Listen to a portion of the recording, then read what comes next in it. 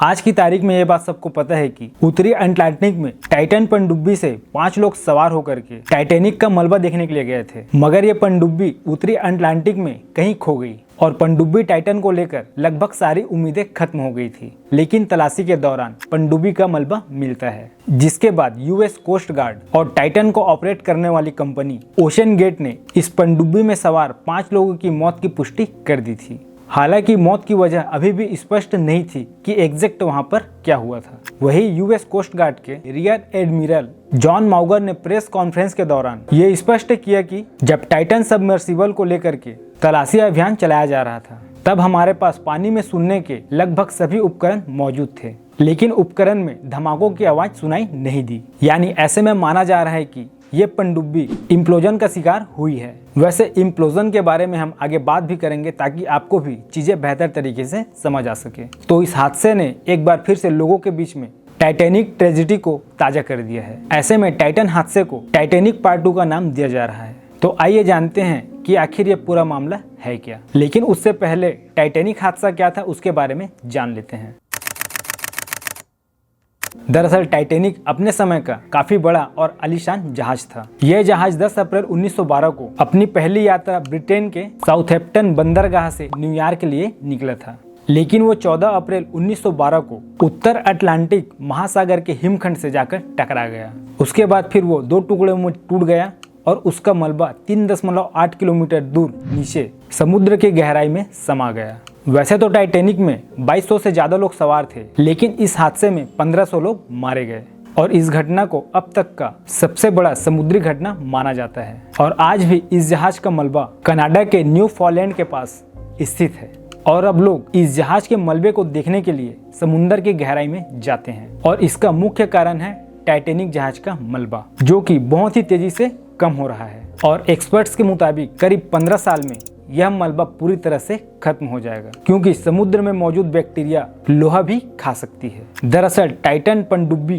Titanic का मलबा दिखाने के लिए अटलांटिक महासागर में रविवार यानी 18 जून को सुबह 8 घंटे की यात्रा पर रवाना हुई थी और इस पनडुब्बी में 5 यात्री सवार थे। टाइटैनिक का मलबा तक पहुंचने, वहां घूमने और वापस आने का टूर तकरीबन 8 घंटों का रहता है। इसमें 2 घंटे टाइटैनिक के मलबे तक पहुंचने में खत्म होता है और बाकी 4 घंटे पनडुब्बी टाइटैनिक के आसपास का मलबा दिखाती है, जिसके बाद लौटने में भी करीब 2 घंटे खर्च हो जाते हैं। लेकिन 18 जून को डुबकी लगाने के करीब 2 घंटे बाद इस पनडुब्बी से संपर्क टूट गया। इसके बाद यूएस कोस्ट गार्ड को अलर्ट किया गया। उसके बाद फिर सर्च ऑपरेशन चलाया गया।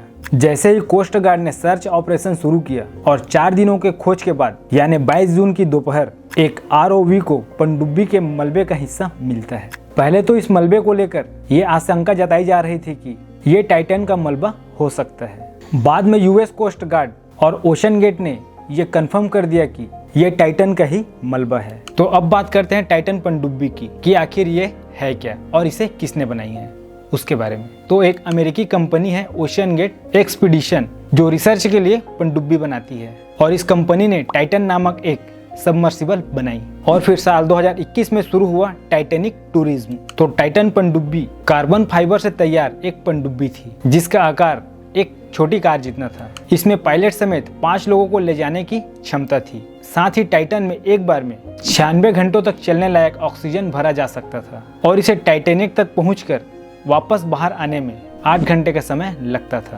तो अब बात करते हैं पनडुब्बी के दुर्घटनाग्रस्त होने की वजहों के बारे में, जिसे एक्सपर्ट के जरिए सिर्फ तर्क किया जा रहा था। वैसे तो सर्च ऑपरेशन में आ रही मेन दिक्कत की बात करें तो दरअसल पानी में नीचे ज्यादा दूर तक रोशनी नहीं जा पाती है, जबकि पनडुब्बी करीब 3 किलोमीटर नीचे थी। ऐसे में सर्च टीम को पानी के नीचे साफ साफ देखने में काफी दिक्कत हो रही थी।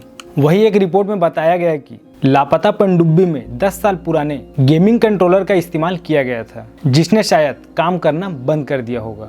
वही कुछ विशेषज्ञों का मानना है कि जब पनडुब्बी पानी की गहराई में जा रही थी, उस समय शायद उसमें तकनीकी खराबी आ गई होगी और ये भी हो सकता है कि वो पनडुब्बी टाइटैनिक जहाज के मलबे से टकराकर फंस गई होगी।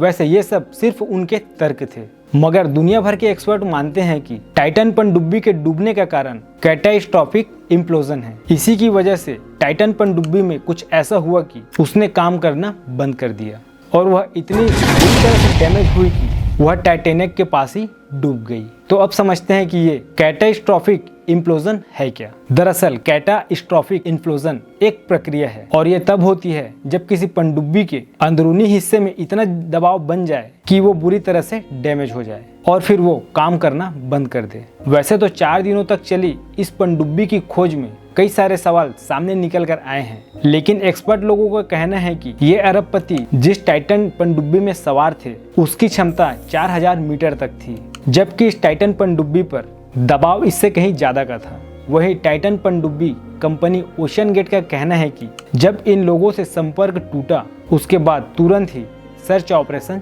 चलाया गया। फिर अमेरिका और कनाडा की नौसेना लगाई गई, लेकिन उस पनडुब्बी का 4 दिनों तक कुछ भी पता नहीं चला। वही कंपनी का दावा था कि टाइटन पनडुब्बी के संपर्क टूटने के बाद भी 96 घंटे का ऑक्सीजन बैकअप के तौर पे था। फिर भी ऐसे में सवाल निकल कर आता है कि ये हादसा आखिर हुआ कैसे। वैसे पनडुब्बी हादसा हुआ कैसे होगा, इसका एक वीडियो सोशल मीडिया पर भी वायरल हो रहा है और इस वीडियो में दिखाया गया है कि किस तरह से पनडुब्बी में विस्फोट हुआ होगा।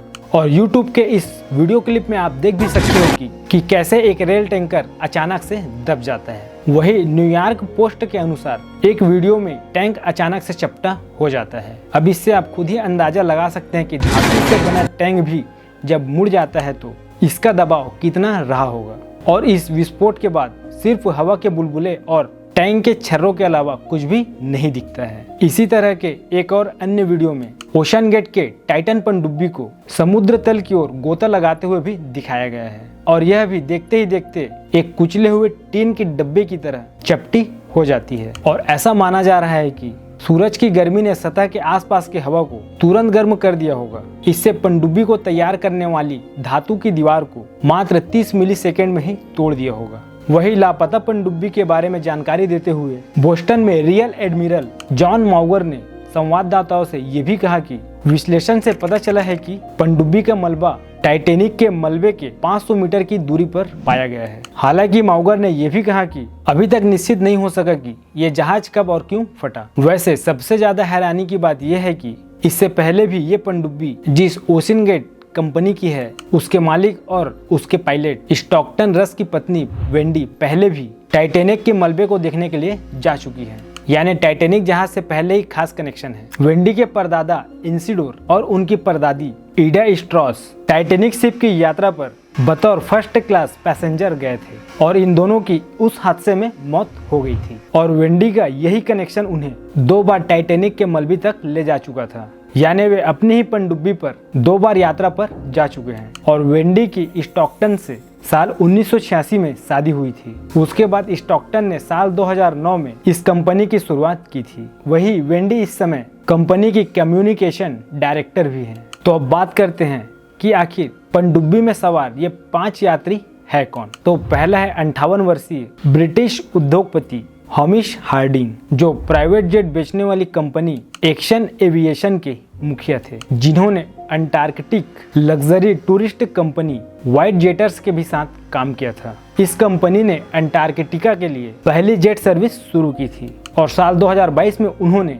ब्लू ओरिजिन फ्लाइट में एक अंतरिक्ष पर्यटक के रूप में लोगों का ध्यान अपनी ओर आकर्षित किया था। वही मीडिया रिपोर्ट्स के अनुसार हार्डिंग के नाम उत्तरी और दक्षिणी ध्रुवों के माध्यम से पृथ्वी का चक्कर लगाने का भी वर्ल्ड रिकॉर्ड दर्ज है। और हार्डिंग ने नामीबिया से चीतों को लाने में भारत सरकार की मदद भी की थी। वैसे वो साउथ पोल की कई बार यात्राएं भी कर चुके हैं। दूसरा शहजादा दाऊद और सुलेमान दाऊद। इस पनडुब्बी में शहजादा दाऊद और सुलेमान दाऊद भी सवार थे। वैसे ये बाप बेटे दोनों पाकिस्तान मूल के थे और 48 वर्षीय Shahzada Dawood chemical to energy company Engro Corporation के वाइस प्रेसिडेंट थे। साथ ही उन्हें वाइल्ड लाइफ फोटोग्राफी का भी काफी शौक था। वही उनके बेटे सुलेमान दाऊद फिलहाल यूनिवर्सिटी के छात्र थे और वो अपने पिता के साथ टाइटैनिक का मलबा देखने के लिए गए थे। चौथा है स्टॉकटन रस, जो टाइटन को ऑपरेट करने वाली कंपनी ओशन गेट के फाउंडर और CEO थे और वे दुनिया के सबसे युवा जेट पायलट थे,